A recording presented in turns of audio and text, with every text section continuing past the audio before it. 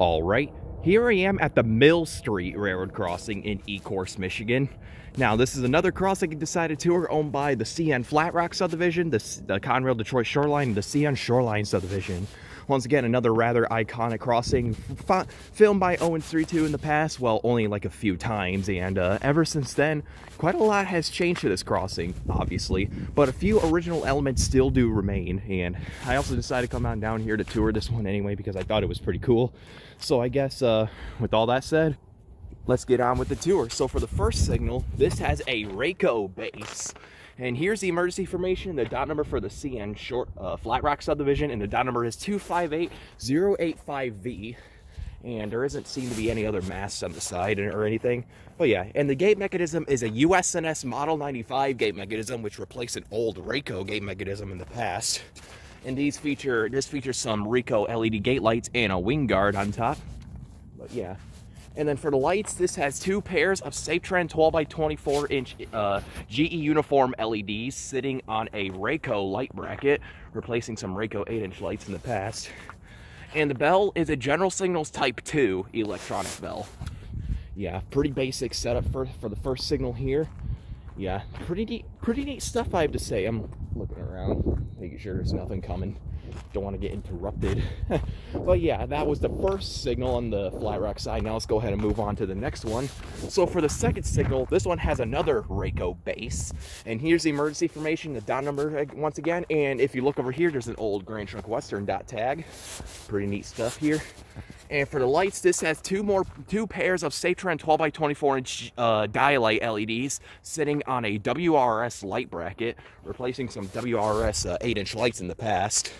And for the bell is another General Signals Type 2 electronic bell. And if you look next to it, there's an old signal block right here, which most likely another signal used to sit on that this one replaced way back in like the 90s or 80s.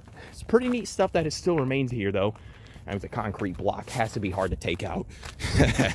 But yeah, that right there was the CN Flat Rock subdivision. Now let's go ahead and check out the Conrail signals. For a second, I thought a train was coming. Yeah, sometimes they like to sneak up on you. Let me do a quick scan down the tracks real quick.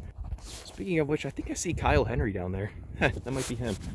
And yeah, doing another scan down the tracks. And nope, looks like we're clear. Although there is a yellow for the Shoreline sub, so. But yeah, continuing on for the tour. So for the next signal, this one has a Safetran base. And here's the emergency information, the dot number for the Conrail Detroit Shoreline. And the dot number is 512112A. It's pretty faded. Yeah, it's a 110A correction. But yeah, it's pretty faded, so had to say it the best I could. And there's some paper information on the side too. And for the lights, this has two more pairs of Safetran 12x24-inch dialight LEDs sitting on a Safetran light bracket. And the bell is another General Signals Type 2 electronic bell. I know this because these middle signals are a pre-2016 install. Not exactly sure what they had here in the past, but probably some 8-inch lights and mechanical bells most likely. Or maybe some electronic bells too, I'm not totally sure. But moving on to the next signal on the Conrail line, this one has another Safetran base. And this one has no emergency information on the side, but it has the sticker right here. And for the lights, this has one pair of Safetran 12x20-inch dialight LEDs and one pair of Safetran 12x24-inch dialight LEDs sitting on a Safetran light bracket. Yep. And the bell is another General Signals Type 2 electronic bell. You know, pretty substantial stuff to see here. But yeah. Now moving on to the second pair of Conrail signals on the west side. So for the next signals, which are similar to the other ones, has another Safetran base. And here's the sticker emergency information, but no blue tag. And for the lights, this has two more pairs of Safetran 12x24-inch dialight LEDs sitting on a Safetran light bracket. And for the bell, this has another General Signals Type 2 electronic bell. Now, in terms of wiring, I think these middle Conrail signals are wired incorrectly, just like, you know, every other crossing except for Harrison and Ford Avenue, where all four of them activate when a Conrail train is on the tracks and not only two, like they're supposed to. But yeah, that right there was all too furry. Actually, no. I'm sorry, I almost accidentally skipped the last signal on the Conrail Detroit Shoreline.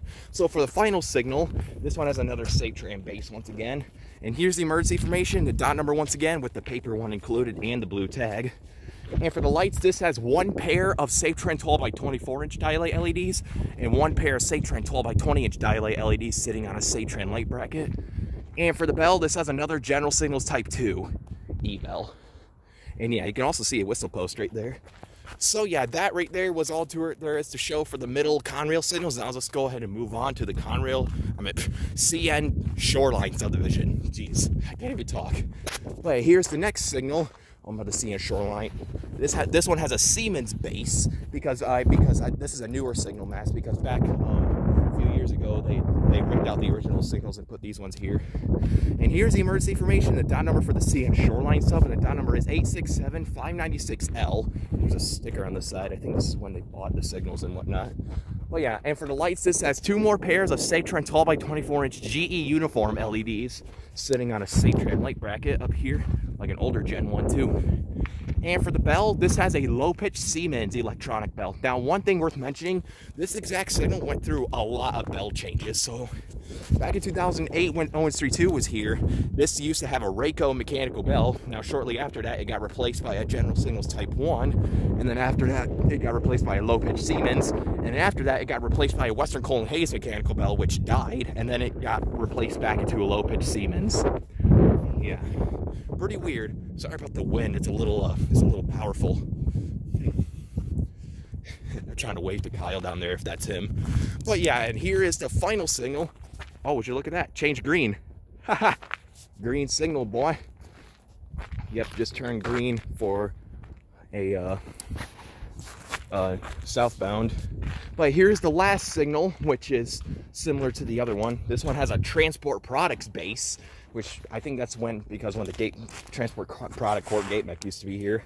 And here's the emergency information, the dot number once again.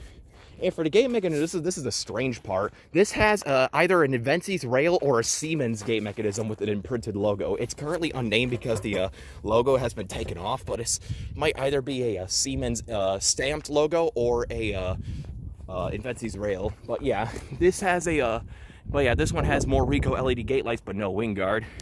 And for the lights, this has two more pairs of Safetran 12 by 24 inch dialight LEDs sitting on a Rayco light bracket. And for the bell, this has another low-pitch Siemens electronic bell. Now, this crossing used to have a Safetran mechanical bell in the past, but it got replaced. But yeah, that right there was all there is to show for the Mill Street crossing. Here's the relay case for the Shoreline, milepost 43.42. And here's the Conrail.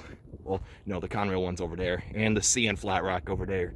You can see an old US&S antenna box, and there also used to be an industry spur right here that ran through here, as you can see from the rails imprinted in the ground, but obviously they asphalted over them, so yeah, that's oaf. So yeah, with all that said, let's go ahead and take a look at the track view.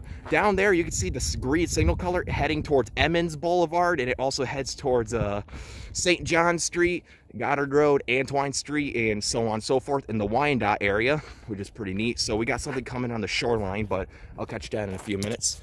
And down there is heading towards more the Ecorse area, such as Salliott Road, Weisker Road, towards the River Rouge Yard. And you'll find yourself eventually in Detroit later on. There might be a meet, because this signal color is yellow. Well, that one is green. That's kind of cool. I might head down to Emmons because that's where all my buddies are meeting up. So I'm going to finish up this tour and head on down there. So this right here was the Mill Street Railroad Crossing in Ecorse, Michigan. Pretty neat stuff to see here, all I got to say. But yeah, I guess with all that said, over and out.